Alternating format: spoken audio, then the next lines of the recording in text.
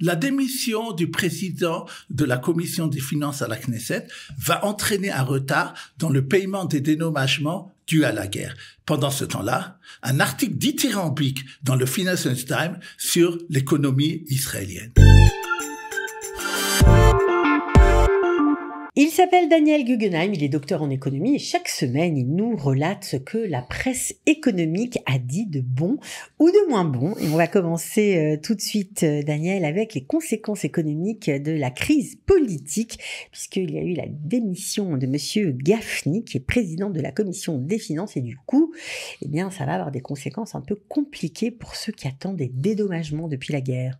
Tout à fait, comme d'habitude, vous avez fait une introduction très détaillée qui me permet de gagner beaucoup de temps. Il faut juste préciser que d'ailleurs que c'est pas seulement lui, il y avait d'autres dans les orthodoxes, les députés orthodoxes, il y avait aussi d'autres députés qui étaient chargés de commissions qui sont très économiques comme le travail et autres, et donc ça aura aussi des implications.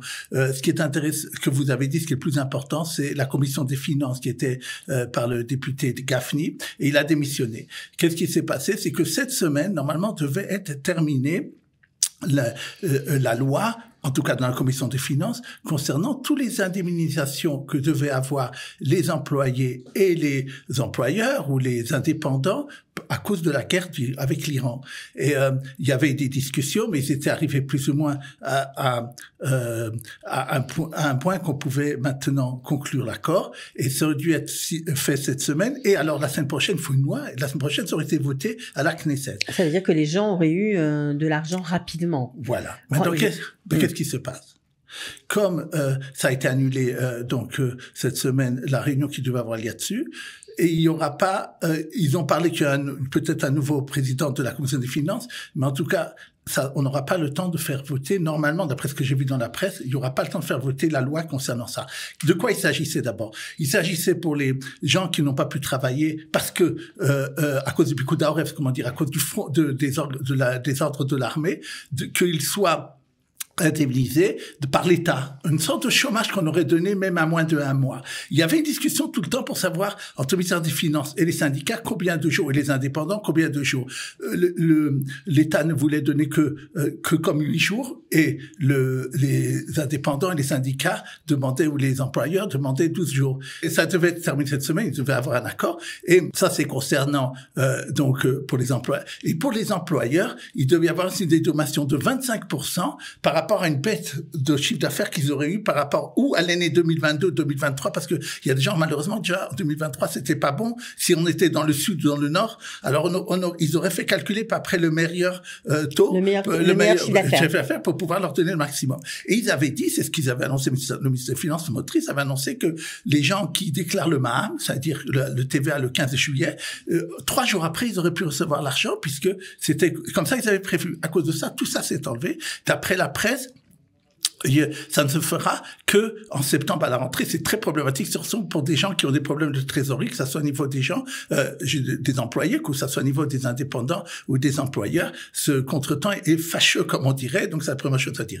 Une deuxième chose qui était aussi en suspens et qui pour l'instant reste en discussion, c'est l'indemnisation pour les gens qui étaient à l'étranger, qui n'ont pas pu revenir parce que tout d'un coup, même Elal ou les autres ne pouvaient pas revenir. Et il y a eu un budget qui a été fait pour ça. Il y avait entre le ministère des Transports voulait même jusqu'à 5 jours, $50 par jour pendant 5 jours. Le ministère des Finances voulait pas plus de 2 jours. Il y avait une discussion et là aussi, ça traîne et ça n'a pas, je ne sais pas si ça sera voté pour que les gens. Pour l'instant, il va falloir attendre. Voilà, il va falloir attendre. Et une dernière chose. Pas combien de temps, ça c'est sûr. Et une dernière chose, si déjà on parle de ça, je voudrais dire pour les compensations, il faut savoir qu'il y a eu, dans toute la guerre, 50 000 personnes qui ont fait une demande à l'État pour être indemnisées, que ça soit au niveau de leur maison 40 000 ou les autres, les voitures et autre chose, 10 000. Eh ben, c'est seulement 305 millions de shekels que les gens ont remboursés. C'est pas grand chose. Les gens se plaignent que le ministère des Finances, ou celui qui est chargé les impôts pour ça, ils disent, la facture, le devis que tu nous as amené est trop important. Va chez quelqu'un d'autre, peut-être tu auras moins cher. Et les gens sont en colère parce que dans ce cas-là, ils peuvent pas faire et ils disent, mais nous, on va chez les gens qui on veut pas du travail pas bien fait. Bien et donc, il y a aussi un problème à ce niveau-là. Bon. Dernière conséquence, je voudrais dire, et politique, on pourrait pourrait se demander qu'est-ce qui se passe à la bourse et au shekel. Alors là, ça Là, change rien. Ça change rien. extraordinaire. Le bourse continue plus ou moins à monter, un jour oui, un jour non, mais enfin, ça continue sur sa lancée en gros, et le shekel reste stable, donc par rapport au dollar, il est entre 3,30, 3,35, et l'euro autour de 3,90. Donc il n'y a pas eu quelque chose qui a effrayé les marchés financiers à ce niveau-là. Bon, alors on continue avec bien sûr une question lancinante, l'inflation. Est-ce que ça a eu un impact? Est-ce que ça a augmenté au mois de juin? Alors, effectivement, l'inflation a augmenté un peu plus que prévu, 0,3% au mois de juin. Si on regarde sur un an, c'est 3,3%, quand l'objectif du gouvernement et de la Banque d'Israël, c'est 3%. Donc, on s'éloigne un peu de l'objectif du gouvernement, puisque le mois dernier, on était à 3,1.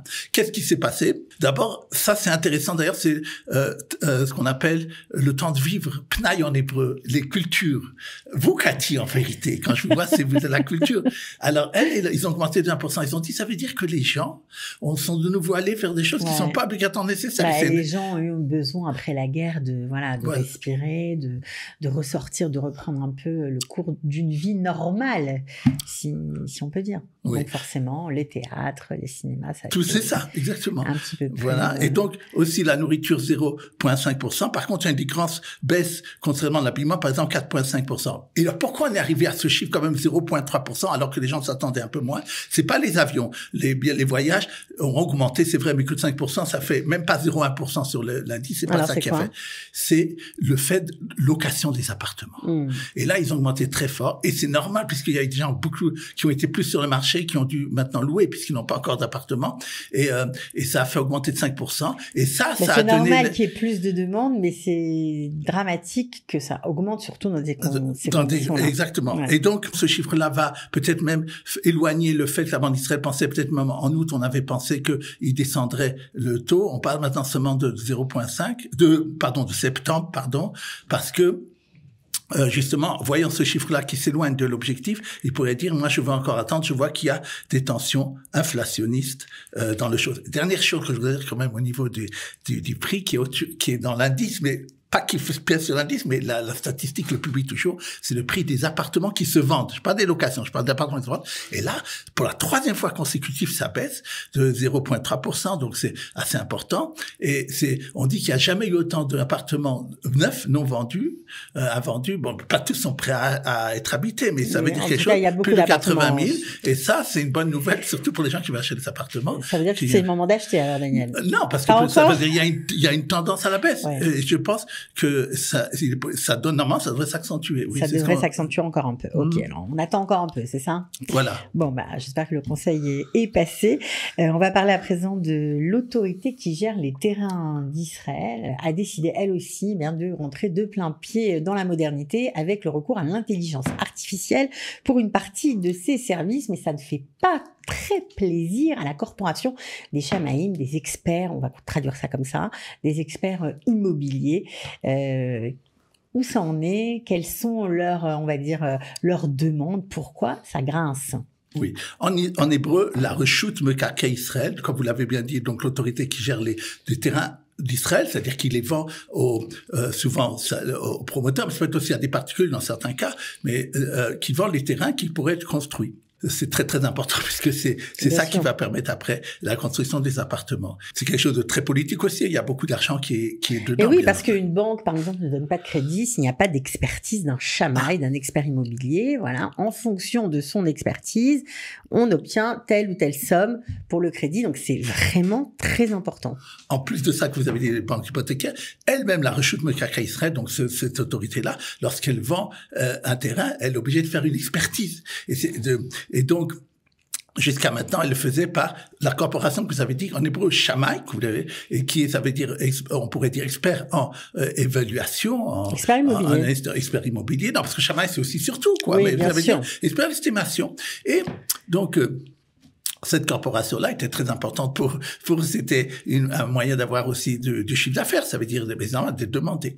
Eux, ils ont vu donc cette autorité-là a vu que ce processus humain prend énormément de temps, jusqu'à 2 ans Parce que c'est normal que l'homme et l'humain est plus pour parce qu'il faut comprendre, ce sont des terrains immenses, il y a énormément de choses qui rentrent dedans, et des fois il y a beaucoup, je suppose, cette chose juridique dedans, je ne sais pas exactement. Eux, ils se plaignaient que ça prenait énormément de temps entre le moment où on avait décidé de commencer l'expertise d'un terrain et que ça se terminait, et donc ils ont décidé, on va faire l'intelligence artificielle. C'est quoi? Ça fait rentrer des données qui existent déjà, et donc ça ira plus vite. Et ils ont vu effectivement que ça leur permettait plus vite de mettre des terrains sur le marché. Maintenant, cette corporation, elle a dit, mais vous avez, donc la corporation des estimateurs, c'est un problème parce que s'il y a un problème juridique, et qui sera responsable? Il peut y avoir des erreurs. Alors, on sait que l'intelligence artificielle fait des erreurs. Et donc, ils ont dit, c'est pas seulement pour nous défendre nous-mêmes, c'est aussi pour défendre au cas où il y aurait un problème.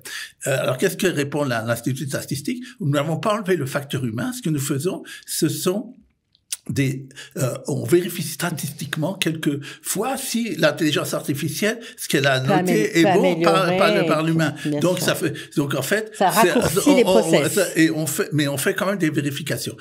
Cette corporation dit, je dis pas de pas utiliser l'intelligence artificielle, mais que ça soit qu'un appoint. En vérité, c'est une discussion entre savoir qu'est-ce qui est le plus important. Bon, mais en tout cas, les gens on va sûrement dans les prochaines années avoir justement des conséquences heureuses, à mon avis, de cette entrée de l'intelligence artificielle dans ce métier. Voilà, puis en tout cas un bon métrage, ça c'est sûr, ce sera bien mesuré, il y aura peut-être moins d'erreurs et moins de surprises, mauvaises d'ailleurs. Et on termine avec une bonne nouvelle, en tout cas un article qui fait plaisir, publié dans les colonnes du Financial Times, ce journal économique très connu, un article dithyrambique sur l'économie israélienne. Tout à fait. J'aurais pu parler du satellite israélien qui a été lancé avec succès cette semaine par SpaceX aux États-Unis et qui va permettre à Israël pendant 15 ans d'avoir une très très bonne communication et qui a eu 2 milliards de dollars. C'est vraiment quelque chose de très important pour l'économie israélienne et pour ceux qui l'ont fait. Mais je voulais parler de ça c'est vraiment extraordinaire.